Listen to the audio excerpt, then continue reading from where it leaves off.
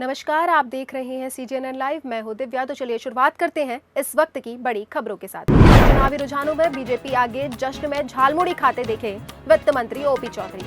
5 राज्यों में हुए चुनावों की मतगणना आज सुबह से जारी है और शुरुआती रुझानों में बीजेपी 3 राज्यों में बढ़त बनाती नजर आ रही है। इसी बीच छत्तीसगढ़ के वित्त मंत्री ओपी चौधरी समर्थकों के साथ जश्न मनाते दिखे। माहौल इतना उत्साहपूर्ण रहा कि उन्होंने लोगों के बीच झालमुड़ी का निःशुल्क वितरण भी किया। समर्थकों के खुशी का माहौल है और जीत की उम्मीद के साथ जश्न जारी है। हालांकि अंतिम नतीजों का इंतजार अभी बाकी है, लेकिन फिलहाल रुझानों ने सियासी पारा जरूर बढ़ा दिया है। समर्पण के बाद खुल रहे नक्सलियों के राज। यहाँ दक्षिण बस्तर के दंतेवाड़ा से सुरक्षा बलों के लिए बड़ी कामयाबी हाथ लगी है। बारसूर थाना क्षेत्र के तोड़मा गांव के घने जंगलों में सीआरपीएफ की 195वीं वाहिनी और जिला पुलिस की संयुक्त टीम ने सर्च ऑपरेशन के दौरान नक्सलियों का छिपाया गया भारी विस्फोटक डंप बरामद किया है। बरामद सामग्री में इलेक्ट्रिक डेटोनेटर, INSS और SLR के round, gelatin, safety fuse wire, wireless set, बैटरियां, भरमार राइफल और नक्सली साहित्य शामिल है। माना जा रहा है कि समर्पण कर चुके नक्सलियों से मिली जानकारी के बाद यह बड़ी कार्यवाही संभव हो सकी है। फिलहाल जब्त सामग्री को कब्जे में लेकर आगे की कानूनी कार्यवाही की जा रही है। मां की मौत के बाद भी सिस्टम बेपरवाह। छत्तीसगढ़ के रायगढ़ से सिस्टम की संवेदनहीनता की तस्वीरें सामने आई है। घरघोड़ा ब्लॉक के कुड़ुमकेला गांव में एक बेटा अपनी दिवंगत मां की बैंक खाते में जमा 44,000 रुपए निकालने के लिए दर दर भटकने को मजबूर है। युवक का आरोप है कि कई बार बैंक के चक्कर लगाने के बावजूद उसकी सुनवाई नहीं हो रही है। सोशल मीडिया पर वायरल वीडियो में उसका दर्द साफ झलक रहा है। ओडिशा की हालिया घटना के बाद अब रायगढ़ का यह मामला बैंकिंग व्यवस्था और प्रशासन की संवेदनशीलता पर गंभीर सवाल खड़े कर रहा है।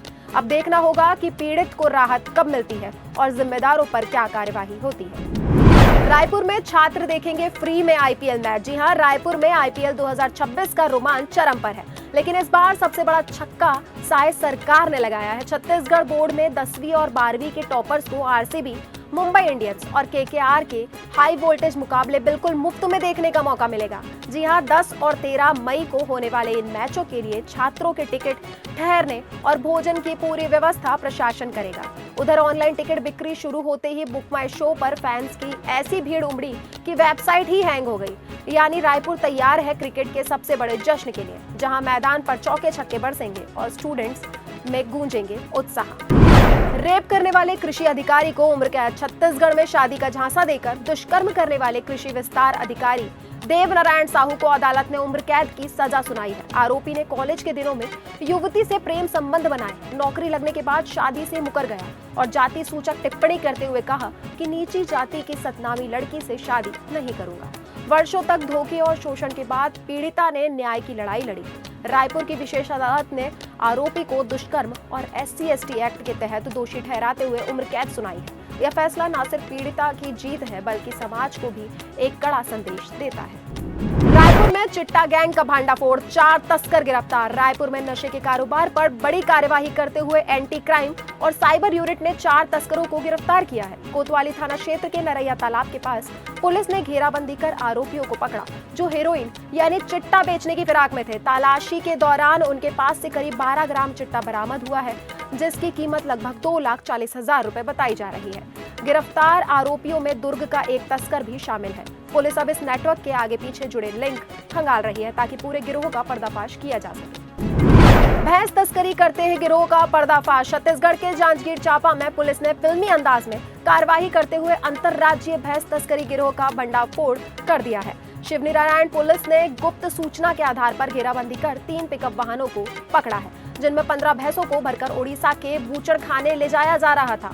इस दौरान मौके से 5 आरोपियों को गिरफ्तार भी किया गया है, जो सभी ओडिशा के निवासी बताए जा रहे हैं। पुलिस ने भैंसों को सुरक्षित छुड़ाते हुए तस्करी में इस्तेमाल किए गए वाहन भी जब्त कर लिए हैं। आरोपियों के खिलाफ पशु क्रूरता अधिनियम और अन्य धाराओं में कार्यवाही करते हुए उन्हें न्यायिक हिरासत में भेज दिया गया है। इस ऑपरेशन के बाद इलाके में पशु तस्करी के नेटवर्क पर बड़ा झटका माना जा रहा है। ऑपरेशन के बाद मौत पर बवाल, कांस्टेबल केस की होगी मजिस्ट्रियल जांच। जी हां, बिलासपुर में श्रीराम केयर अस्पताल में कांस्टेबल की मौत के बाद मामला गर्मा गया है। पथरी के ऑपरेशन के बाद अचानक तबीयत बिगड़ने की हुई मौत पर परिजनों ने इलाज में लापरवाही का आरोप लगाते हुए जमकर हंगामा किया है। जी हां, परिजनों का कहना है कि समय पर डॉक्टर नहीं पहुंचे जिससे जान चली गई, जबकि अस्पताल प्रबंधन इसे हार्ट अटैक बता रहा है। बढ़ते विवाद के बीच जिला प्रशासन ने मामले में मजिस्ट्रियल जांच के आदेश भी दे दिए हैं और सिम्स के 4 डॉक्टरों की टीम ने शव का पोस्टमार्टम भी किया है, जिसकी वीडियोग्राफी कराई गई है।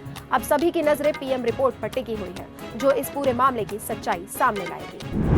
आबकारी कर्मचारी से लूट। अभनपुर थाना क्षेत्र में देर रात लूट की सनसनीखेज वारदात सामने आई है, जहां 2 अज्ञात बाइक सवार युवकों ने आबकारी विभाग के कर्मचारी आकाश तिवारी को निशाना बनाया। जानकारी के मुताबिक आरोपी पहले माचिस मांगने के बहाने रुके और फिर गांजा रखने का आरोप लगाकर जबरन तलाशी लेने लगे। विरोध करने पर वे पीड़ित के पास से खेत में ले गए और जहां जान से मारने की धमकी देकर करीब 80,000 रुपए के सोने के जेवर, अंगूठियां और चेन लूटकर फरार हो गए।